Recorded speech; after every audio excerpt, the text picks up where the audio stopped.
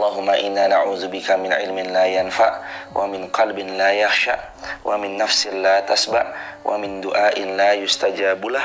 Raditu billahi rabba wa bil islami dina wa bi muhammadin nabiyya wa rasula. Rabbi zidna ilma warzuqna fahma, amin ya rabbal alamin. Hadirin jamaah subuh yang dicintai Allah Subhanahu wa taala, mari kita terus mengucap alhamdulillah, karena rasa syukur kita kepada Allah itu harus terus kita dawamkan. Tidak ada orang yang bersyukur kecuali Allah nanti tambahkan nikmat-nikmatnya untuk kita. Maka teruslah jadi hamba yang bersyukur dimanapun, dalam keadaan apapun. Mudah-mudahan kita terus istiqomah sampai nanti kita wafat dalam keadaan husnul khatimah. Kedua kalinya sholawat juga bertangkaikan salam teruntuk baginda mulia Rasulullah Muhammad sallallahu alaihi wasallam. Allahumma sholli wa sallim wa zid wa an'im wa barik alaih.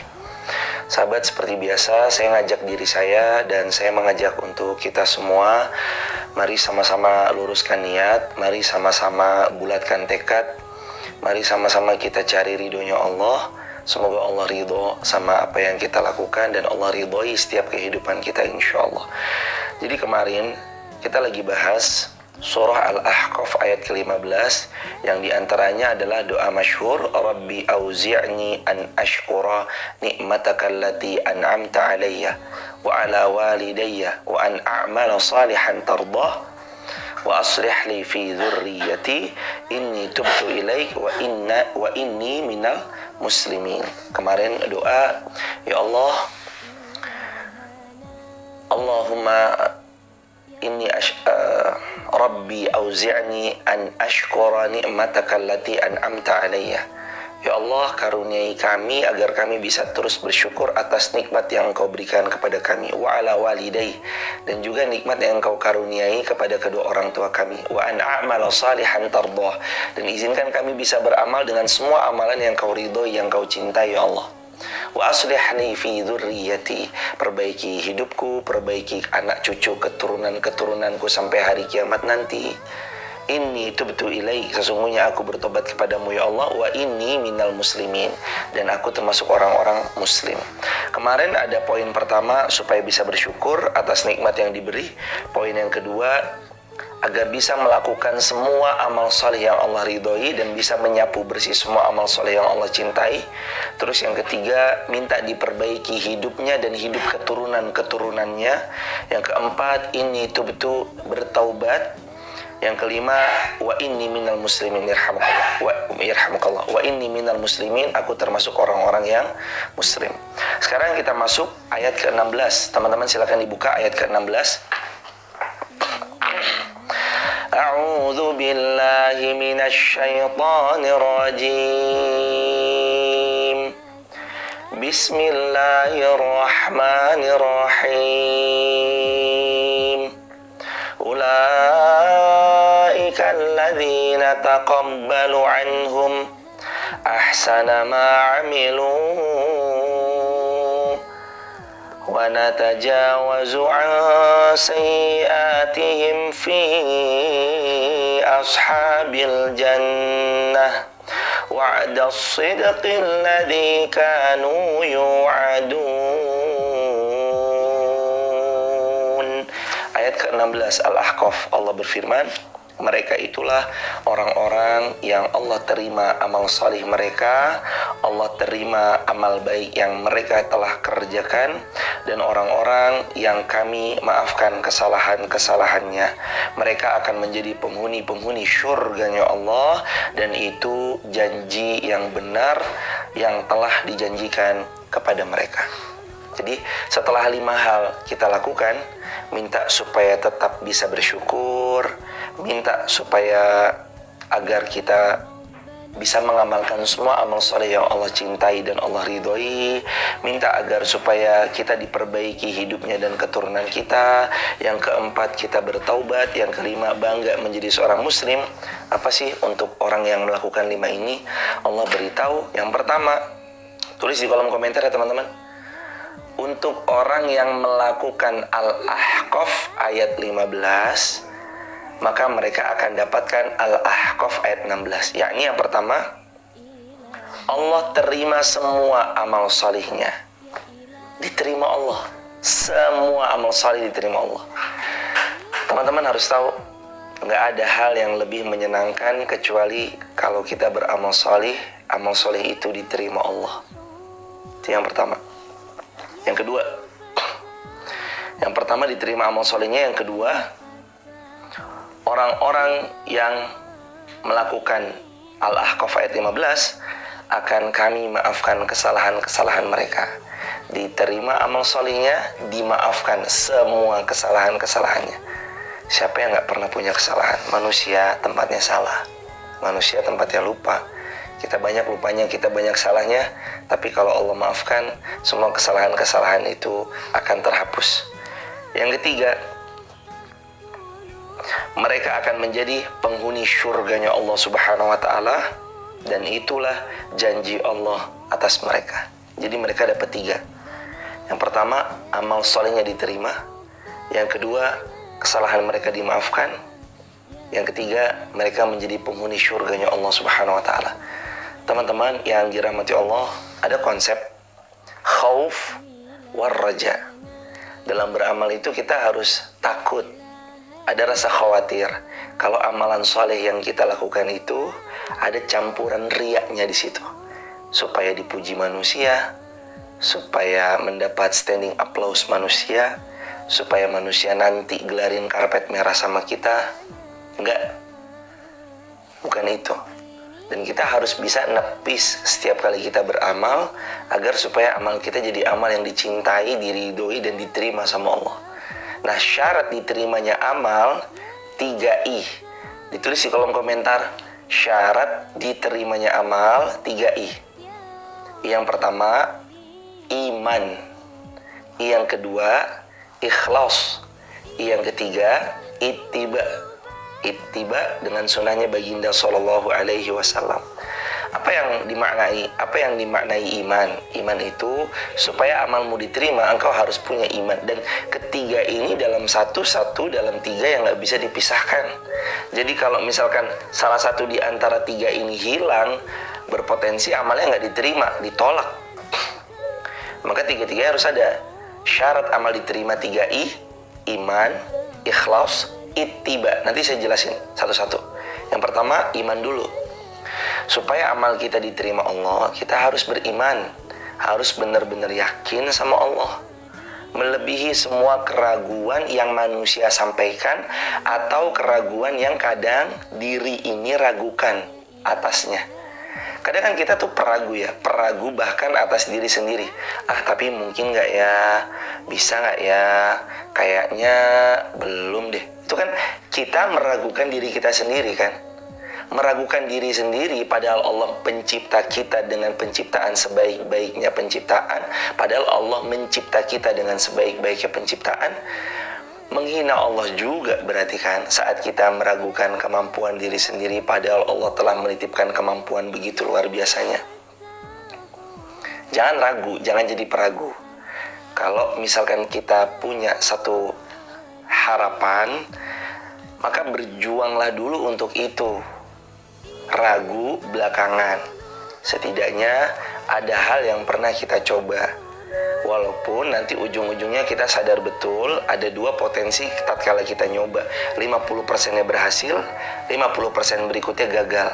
Tapi kalau kita nggak pernah mencoba sama sekali, udah jelas 100% gagal karena nggak dicoba.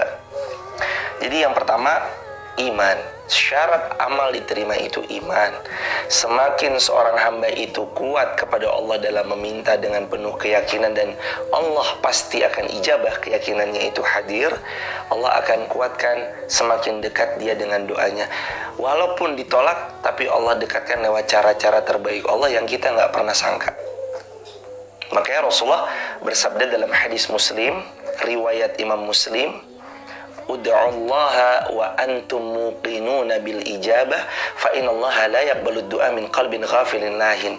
Kalau kalian berdoa kepada Allah, berdoalah dengan penuh keyakinan bahwa doamu Allah ijabah.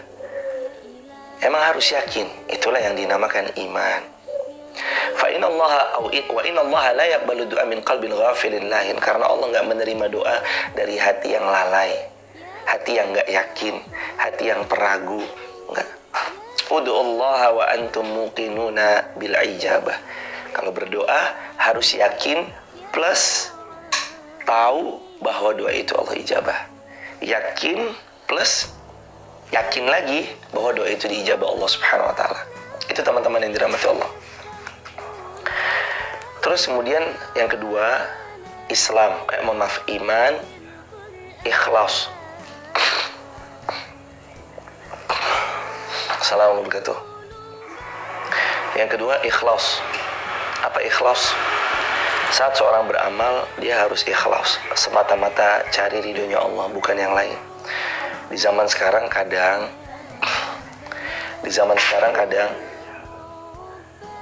kenapa Ti? Langsung pulang kan? Iya, langsung pulang. Siap. Fi amanillah, kok hati-hati. Amin. Insyaallah. Yang kedua, ikhlas. Izin lanjutin ya teman-teman dirahmati Allah. Yang kedua, ikhlas. Syarat diterimanya amal yang kedua itu ikhlas, karena Allah Subhanahu wa taala menginginkan kalau kita beramal itu bukan karena manusia, menginginkan kita itu beramal bukan karena siapapun, tapi ya ikhlas karena Allah. Ada ayat yang masyhur, teman-teman udah sering dengar ayat ini, Al-Baqarah ayat 207. Wa minan nasi may yashri nafsahu ibtigha'a mardatillah. Yang harus digarisbawahi adalah ibtigha'a mardatillah. Beramal solehnya kita itu harus benar-benar karena Allah, bukan selain Allah. Siapa yang beramal soleh tujuannya bukan karena Allah, sudah pasti amalnya ditolak. Yang kedua, sudah pasti dia bakal kecewa. Karena manusia itu sehebat apapun pujiannya, pasti dia punya potensi mengecewakan. Namanya juga masih manusia. Tapi kalau Allah, nggak pernah Allah mengecewakan hamba-hambanya.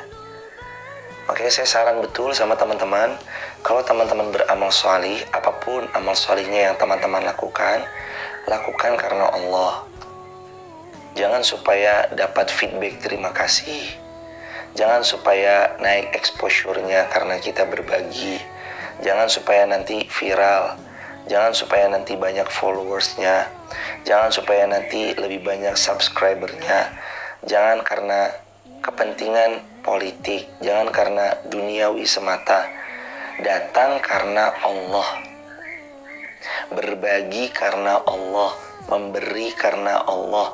Sholat karena Allah. Nanti tahun-tahun 2023, tahun-tahun 2024 akan teman-teman dapati orang datang sholat subuh, tujuannya ya kita tahu sholat, kita nggak bisa ngejudge juga bahwa dia sholat karena Allah atau karena siapa. Tapi kemana beliau tahun-tahun sebelum 2023-2024? Kenapa dia keliling ke masjid-masjid pada tahun-tahun itu? Yang kita tahu kadang-kadang yang datang adalah punya maksud tertentu. Jangan dong. Rugi orang beramal karena manusia. Rugi orang beramal karena kejar jabatan dan kekuasaan. Rugi orang beramal cuma karena harta semata. Rugi. Datang karena Allah. Ikhlas itu kan itu. Nggak ada apapun di hatinya, nggak ada siapapun di hatinya kecuali hanya Allah, bukan yang lain. Jangan campurin. Udah ada Allah di sini, dicampur sama dunia, dicampur sama kekuasaan, dicampur sama jabatan, dicampur sama kepentingan yang sifatnya duniawi. Nabi SAW bersabda dari riwayat Bukhari dan Muslim, man kanat hijratuhu ilallahi wa rasulih fa hijratuhu ilallahi wa rasulih. Wa man kanat hijratuhu lid-dunya yusibuha aw imra'atin yankihuha fa hijratuhu ila ma hajara ilaih. Kalau kamu hijrahnya karena Allah dan Rasulnya, kamu dapatkan Allah dan Rasulnya. Tapi kalau kamu hijrahnya karena dunia atau karena perempuan, kamu cuma dapat itu aja. Rugi kalau kita beramal gak ikhlas. Yang paling tahu ikhlas enggaknya kita paling tahu kita ikhlas atau enggak. Tapi setidaknya teman-teman yang dirahmati Allah, saya ngajak buat diri saya dan buat kita semua dalam obrolan ringan di subuh ini, beramalah dengan ikhlas. Jangan harapkan apapun. Ciri-cirinya dicaci tidak tumbang, dipuji tidak terbang. Buat dia biasa aja. Orang-orang yang ikhlas itu dicaci ya alhamdulillah, dipuji ya tetap alhamdulillah. Begitu. Orang-orang ikhlas. Orang-orang ikhlas itu gak peduli mau manusia pada ujungnya mencintai atau membenci, yang penting tujuannya adalah cintanya Allah hadir dalam hidupnya. Buat orang-orang yang ikhlas, karena tujuan mereka itu Allah ya, bukan manusia. Tujuan mereka Allah, bukan manusia. Nah, sahabat yang dirahmati Allah Subhanahu wa taala, belajarlah untuk ikhlas dalam melakukan sesuatu. Datang karena Allah, memberilah karena Allah, sholatlah karena Allah, berbagi ilmulah karena Allah. Semuanya dilakukan karena Allah. Syarat diterimanya amal nomor 2 itu ikhlas. Kalau kita nggak ikhlas, Allah bisa hapus semua amal-amal kita. Karena riya termasuk hal yang bisa membuat amalan kita terhapus. Kajian hari Jumat lalu di Masjid Nurul Iman, Bumi Godian Wonosobo, tentang riya menghapus amal. Syirik itu menghapus amal-amal perbuatan yang kita lakukan. Syarat yang ketiga, ittiba. Apa yang dimaksud ittiba? Ittiba itu tulis di kolom komentar. Mohon maaf. Apa yang dimaksud dengan ittiba? Ittiba itu artinya meneladani sunnahnya baginda Rasulullah Sallallahu Alaihi Wasallam. Amal saleh kita diterima kalau kita meneladani baginda Sallallahu Alaihi Wasallam dengan fi'liyah beliau, qauliyah beliau, takririyah beliau, himmah beliau. Kita akan dapatkan kebaikan dari mengamalkan 4 sunnah, baik fi'liyah, qauliyah, takririyah, wa himmah. Kita dapatkan di situ. Rasulullah nggak melakukan, tapi sahabat melakukan dan Rasul membolehkan. Itu sunnah takrir, ketetapannya Rasulullah atau diamnya Rasulullah Sallallahu Alaihi Wasallam. Jadi sahabat yang dirahmati Allah, hidup kita itu kalau meneladani Rasulullah Sallallahu Alaihi Wasallam akan dapat yang Allah janjikan di Quran surah Ali Imran ayat 31. Coba dibuka Quran surah Ali Imran ayat 31. Kalau kita meneladani Rasulullah, kita dapat itu. Ali Imran ayat 31. A'udzubillahi minasyaitonirrajim. Qul in kuntum tuhibbunallah fattabi'uni yuhibbukumullahu wa yaghfir lakum dzunubakum wallahu ghafurur rahim.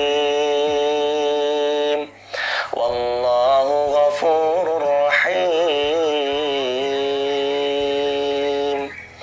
Allah berfirman dalam ayat ini, katakan kalau kalian mencintai Allah, fattabi'uni, ikutilah Rasulullah Sallallahu Alaihi Wasallam. Jadi kalau kita mau dapat cintanya Allah, salah satu syaratnya fattabi'uni, teladanilah baginda Rasulullah Muhammad Sallallahu Alaihi Wasallam. Yuhibbukumullah wa yaghfir lakum dzunubakum. Pasti Allah akan mencintai kalian dan Allah akan mengampuni semua dosa-dosa kalian. Wallahu ghafurur rahim. Allah zat yang maha pengampun lagi maha penyayang kan. Dan cuma Allah yang bisa mengampuni dan bisa sangat begitu sayangnya kepada tiap-tiap hamba kan. Cuma Allah. Iya. Jadi ikuti Rasulullah, ittiba kepada baginda Rasulullah Muhammad Sallallahu Alaihi Wasallam. Allahumma salli wa sallim wa zid wa an'im wa barik alaihi. Teman-teman yang dirahmati Allah Subhanahu wa taala, lalu di Al-Ahqaf ayat 16, kita balik lagi ke Al-Ahqaf ayat 16. Apa yang akan mereka dapatkan kalau mereka mengamalkan Al-Ahqaf ayat 15 lagi? Yang pertama, mereka akan diterima setiap amal-amalnya selama mereka juga 3I. Yang pertama ikhlas, iman. Yang kedua ikhlas. Yang ketiga ittiba. Terus yang kedua, mereka akan mendapatkan ampunan dari setiap kesalahan-kesalahan mereka. Siapa yang gak senang diampuni kesalahannya sama Allah? Ada di antara kita yang ngerasa gak pernah berdosa? Ada di antara kita yang ngerasa gak pernah punya salah? Setiap kita pasti pernah dosa, pasti pernah ngelakuin kesalahan, pasti pernah melakukan sesuatu yang Allah murkai. Mohon maaf, bukan pasti, tapi lebih besar kemungkinannya kita banyak dosa dan lebih banyak salahnya. Lebih besar kemungkinannya kita banyak lupa dan banyak khilafnya. Lebih besar kemungkinannya futurnya kita daripada taatnya kita kepada Allah. Maka dengan cara ini, salah satunya sahabat, Allah akan menghapus semua dosa-dosa kita. Dihapus. Jadi nanti ketika kita dulu 2011, 2021 pernah salah 10 tahun lamanya, 2022 dia kembali kepada Allah, lebih-lebih kembalinya dia sebelum 40 tahun. Maka Allah akan menghapus dosa-dosanya. Tatkala beliau pulang nanti keterangannya telah dia maafkan, telah dimaafkan, telah dimaafkan, telah dihapuskan, dihapus. Allah hapus. Buat siapa? Buat mereka-mereka yang menyapu bersih amal salih, menjadi hamba yang bersyukur, mereka-mereka yang bertaubat, mereka-mereka yang bangga jadi orang muslim, mereka-mereka yang minta diperbaiki hidupnya, fi dzurriyyati, dan anak cucu keturunan-keturunannya sampai hari kiamat. Begitu sahabat. Terus yang terakhir di ayat ini, Al-Ahqaf ayat 16, fi ashabil jannah wa'da sidqil ladzi kanu yu'adun, dan mereka akan Allah masukkan ke dalam syurga, itulah janji Allah atas mereka. Allahu Akbar. Masuk syurga. Amalannya 5. Amalan yang pertama, an ashkura, jadi hamba yang bersyukur. Amalan yang kedua, wa an a'mala salihan tarda, menyapu bersih semua amal salih yang Allah ridhoi. Amalan yang ketiga yang membuat kita masuk surga, wa aslih li fi dzurriyyati, minta diperbaiki hidupnya dan hidup anak cucu keturunannya. Amalan yang keempat, inni tubtu ilaik, dia bertobat kepada Allah dengan taubat yang sebenar-benarnya taubat. Amalan yang kelima, wa inni minal muslimin, aku bangga menjadi seorang muslim karena inilah aku seorang muslim. 5 amalan yang membuat kita masuk surga. Dan itu janji Allah di Al-Ahqaf ayat 16-nya. Jadi dibaca ayat 16-nya, ditarik ke ayat ke-15-nya teman-teman yang dirahmati Allah. Masuk surga yang nanti teman-teman kalaupun berkeringat, keringatnya berubah menjadi wanginya luar biasa. Di surga gak ada lagi meludah, gak ada lagi buang air kecil, gak ada lagi buang air besar. Semuanya akan Allah buat hidupnya bahagia selamanya. Di surga gak ada lagi orang tua. Kata Rasulullah SAW dalam banyak riwayat, banyak asar, di surga gak ada orang tua. Yang ada di surga umur mereka 33 tahun. Di surga gak ada lagi orang pendek. Tapi kata Rasulullah, umur mereka 33, lalu kemudian tinggi mereka yang laki-laki seperti wujud bapaknya Adam alaihi salam, 60 siku ke langit, kurang lebih sekitar 30 meter. Ibunya akan kembali seperti wujud ibunya Hawa alaihi salam, kurang lebih dalam riwayat 40 siku ke langit atau 20 meter. Jadi nggak ada yang pendek di sana. Dan semuanya sempurna atas nikmatnya Allah yang Allah berikan kepada mereka. Dan di surga ada pasar, barang siapa yang memasukinya ke pasar tersebut, maka dia akan mendapatkan kebahagiaan yang luar biasa. Di antaranya, pulang dari pasar, wajahnya makin tampan, lebih tampan daripada sebelumnya. Sampai-sampai pasangan-pasangan mereka dari ahli surga mengatakan, kamu pulang dari pasar kok makin ganteng. Dalam riwayat ada disebutkan kayak gitu. Mereka pulang dari surga, mereka pulang dari pasar yang ada di surga bertambah tampan. Kalau kita masuk pasar yang ada di dunia, pulang kucel, dekil, kaki kita becek. Belum lagi ditambah-tambah kalau ada parfumnya parfum khas dari pasar. Tapi pasar di surga nggak kayak gitu. Siapa yang masuk keluar dari pasarnya tambah ganteng. masuk jelita, keluar tambah jelita lagi. Itu hadirin jamaah dirahmati Allah. Ashabul jannah fi ashabil jannah wa'da sidqi alladhi kanu yu'adun. Mereka akan menjadi penghuni syurganya Allah, dan itulah apa yang Allah janjikan atas mereka. Hebatnya sahabat yang dirahmati Allah, orang-orang yang menyapu bersih semua amal salih, dia jadi hamba yang bersyukur, jadi hamba yang minta diperbaiki keturunan-keturunannya. Mereka yang bertobat dan mereka yang bangga menjadi seorang muslim, mereka akan dapatkan itu semua. Yang pertama, mereka diterima amal salihnya, tentu berbuah pahala. Yang kedua, dihapus kesalahan-kesalahannya. Terus yang ketiga, mereka dimasukkan ke dalam syurganya Allah Subhanahu wa ta'ala. Muslimin, muslimat yang dicintai, disayangi oleh Allah Subhanahu wa ta'ala, itu yang ada di ayat 16 tentang Quran surah Al-Ahqaf, bahwa insya Allah siapa yang melakukan ayat 15-nya, Allah akan masukkan dia ke dalam syurganya Allah. Syurganya Allah itu dekat sebentar lagi. Masuknya kita ke dalam syurganya Allah itu sedekat hembusan nafas kita yang terakhir. Saat Allah bilang, hambaku waktunya pulang, maka di saat itu kita berpulang ke pangkuan Allah. Dan di situ sudah mulai terlihat kita akan menjadi min ahlil jannah atau min ahlin nar. Lewat apa? Fase alam kuburnya. Kalau fase alam kuburnya baik, insya Allah berikut-berikutnya baik. Kalau fase alam kuburnya belum baik, maka boleh jadi nanti berikut-berikutnya jauh lebih menyeramkan lagi. Nauzubillahi min dzalik, summa nauzubillahi min dzalik. Teman-teman, kita akan lebih banyak tanya jawab pagi ini. Kemungkinan besar,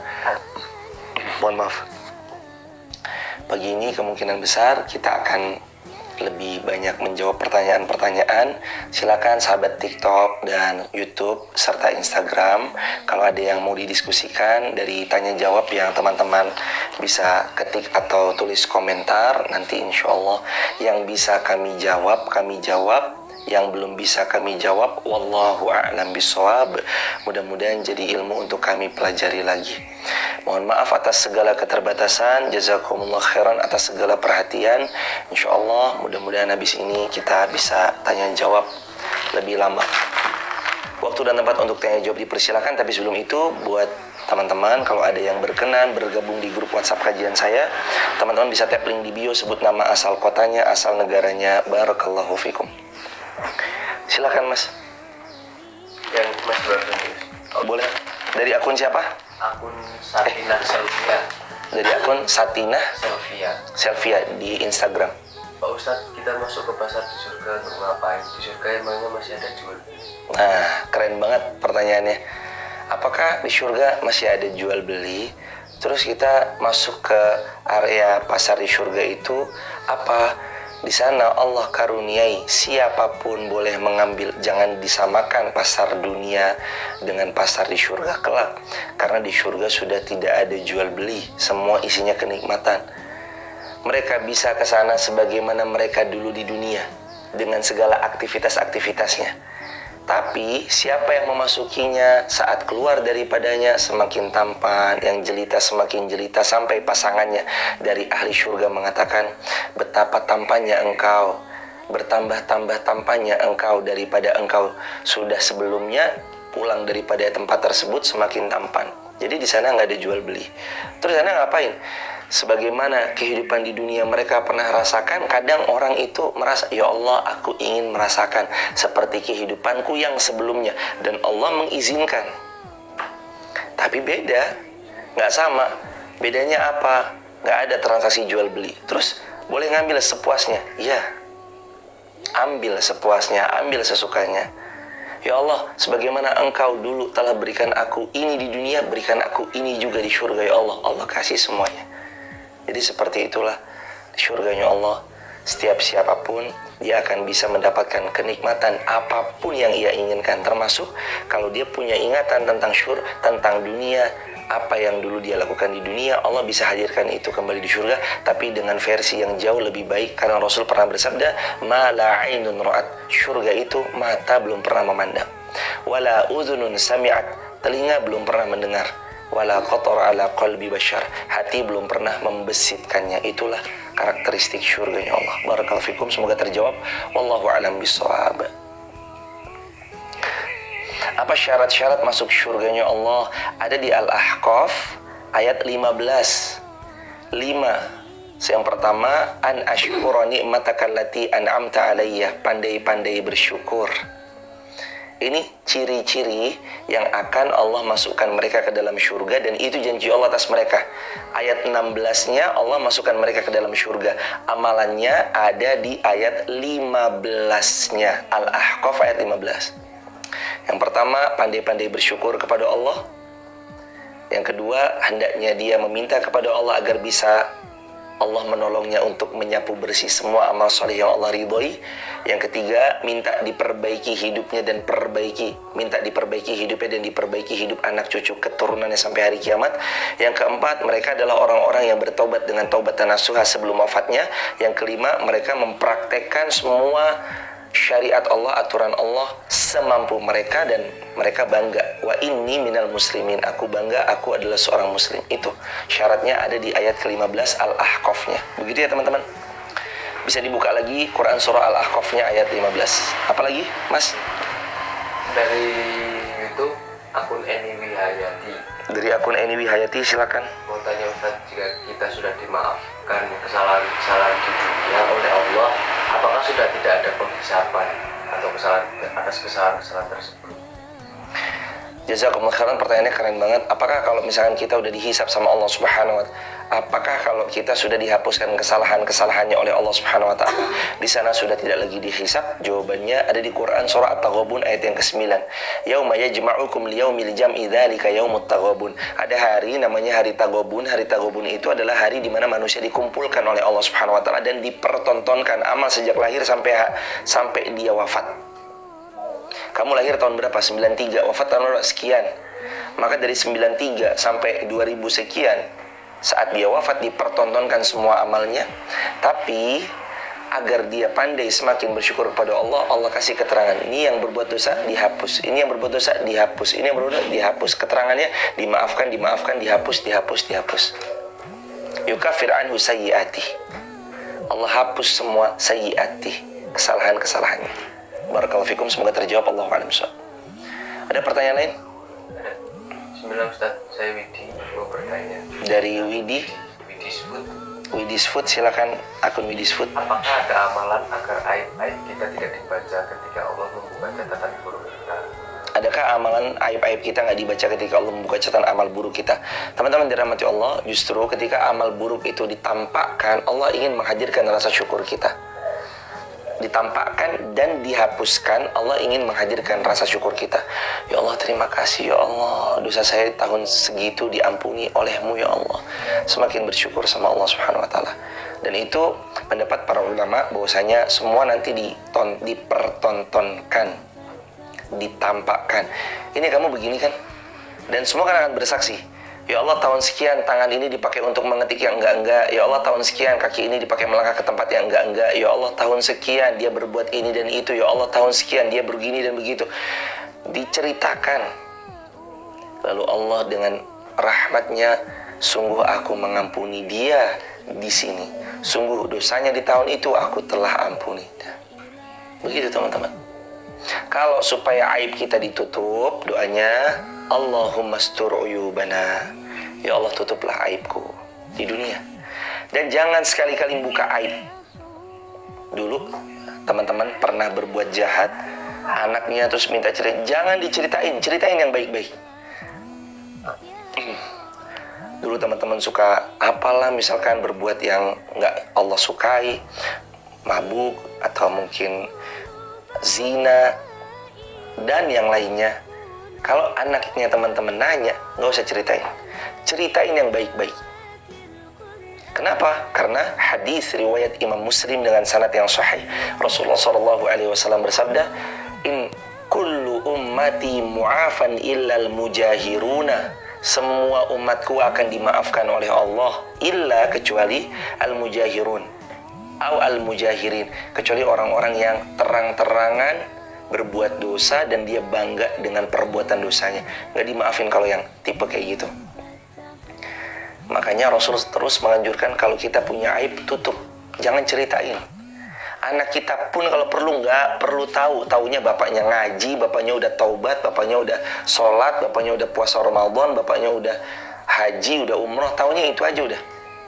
Dulu Anda pernah nggak sholat, dulu Anda nggak pernah puasa Ramadan, Anda dulu pernah apalagi nggak mau haji, nggak mau umroh, udah itu nggak usah diceritain. Dan yang penting anak kita taunya orang tuanya terus beramal sholih dan berproses jadi hamba yang lebih baik. Itu aja udah, jangan diceritain, jangan buka aib. Masa lalu gimana kalau kita menceritakan untuk motivasi? Case-nya apa dulu nih? Ini aib atau bukan aib? Kalau case-nya misalkan aib, sebaiknya jangan. Atau hantarkan lewat cerita. Taruhlah ada si fulan begini, sekarang begini, Allah mudahkan begini, gitu, diceritain aja dengan kiasan.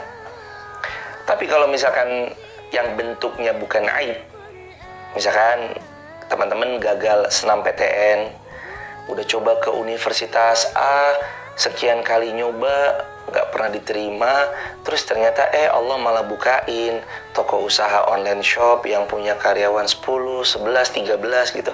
Itu buat motivasi aja. Tapi itu bukan aib kan?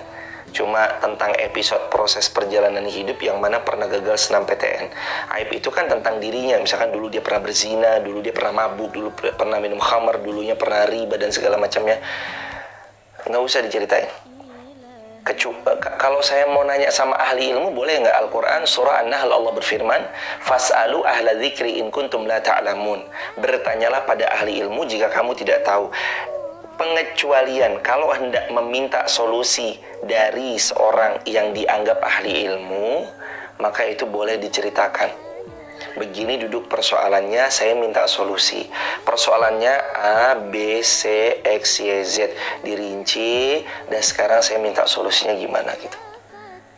Begitu. Fas'alu, bertanyalah ahla dzikri kepada orang yang berilmu in kuntum la ta'lamun. Bertanya kepada ahlinya kalau kalian nggak tahu. Begitu ya, barakallahu fikum. Allahumma astur uyubana, itu doanya. Ya Allah, tutupilah aib-aibku. Barakallahu fikum. Ada pertanyaan lain? Ada pertanyaan nih dari TikTok. Bagaimana supaya anaknya tidak nakal? Anaknya nggak nakal. Ada doa Ustadz untuk anak nggak nakal. Lebih tepatnya kita terus sama-sama belajar ya. Saya rasa setiap orang tua punya pola pendidikan yang beda-beda sama anaknya masing-masing, tergantung latar belakang orang tuanya masing-masing. Tapi kita punya Al-Quran yang sama, yang Allah berfirman, ada doa yang powerful di As-Saffat ayat 100. Tulis di kolom komentar, Quran surah As-Saffat ayat 100. Dan saya yakin teman-teman hafal doanya. Doanya adalah Rabbi habli minas sholihin. Mari kita sama banyak berdoa tentang hal itu. Rabbi habli minas sholihin, Rabbi habli minas sholihin, Rabbi habli minas sholihin. Banyak-banyak berdoa gitu. Kita sama-sama berproses. Saya pun juga sedang menjadi orang tua dari 3 buah hati, Mbak Dinar, Mbak Laika, Abang Umar. Kalau Mbak Dinar, Mbak Laika, Abang Umar nonton, Assalamualaikum. Umi juga di Wonosobo kalau lagi nonton, Assalamualaikum. Terus kita lagi sama-sama berproses, maka terus kita meminta kepada Allah agar Allah mengkaruniai kita anak-anak yang sholih-sholihah. Kerennya ilmu dan iman. Ini teman-teman, ini kerennya ilmu dan iman. Dia nggak bisa diwarisi walaupun bapaknya ustadz, walaupun ibunya ustazah, walaupun bapaknya kiai, walaupun ibunya seorang nyai. Iman dan ilmu mahal, nggak bisa diwarisi. Nggak semudah mewariskan harta atau benda. Kalau harta murah, makanya orang tuanya kaya, meninggal anaknya kaya. Harta murah, tapi kalau ilmu dan iman tidak. Iman tak dapat diwarisi walau dari seorang ayah yang bertakwa sekalipun. Ilmu nggak dapat dijual beli, ilmu nggak dapat juga diwarisi. Karena siapa yang lahir, kalaupun dia malas, walaupun orang tuanya doktor, S3, S4, S22, S23, pokoknya S-nya banyak, nggak akan pernah ilmu itu bisa diwarisi kalau dia pemalas, malas belajar. Ini mahalnya ilmu dan iman, nggak dapat diwariskan. Jadi kalau teman-teman mewariskan harta, itu warisan yang paling mudah. Mati kita hari ini, harta kita semuanya buat anak kita. Harta. Tapi ilmu, nggak semua orang tuanya yang pintar mampu mewariskan anaknya sama pintarnya. Mahalnya ilmu tidak didapat kecuali harus dengan belajar. Mulianya ilmu, ilmu itu nggak didapat kecuali harus berlelah-lelah, bercapek-capek. Gak didapat ilmu kecuali kita harus berjuang. Yahris ala ma yanfa'uk wasta'in billah wala ta'jaz, kata Rasulullah. Semangat kejar yang bermanfaat, banyak-banyak mohon pertolongan kepada Allah. Jangan lemah, jangan jadi pemalas, jangan jadi yang sukanya rebahan, jangan jadi yang disuruh ini dan itu nggak mau. Dia melakukan sesuatu yang anfaedah, yang sia-sia. Tapi kalau buat status, semua akan indah pada waktunya. Barakallahu fikum. Ustadz tanya dari Atika Santosa, saya sakit hati dizolimi orang, apa doanya supaya hati saya kuat? Doanya adalah hasbunallah wa ni'mal wakil, ni'mal maula wa ni'man nasir. Doa yang kedua, la haula wa la quwata illa billah. Doa yang ketiga, Allahumma gfirli, Allahumma gfirli, Allahumma gfirli. Ya Allah ampuni aku, ya Allah ampuni aku, ya Allah ampuni aku. Semoga bermanfaat. Allahu a'lam bishawab.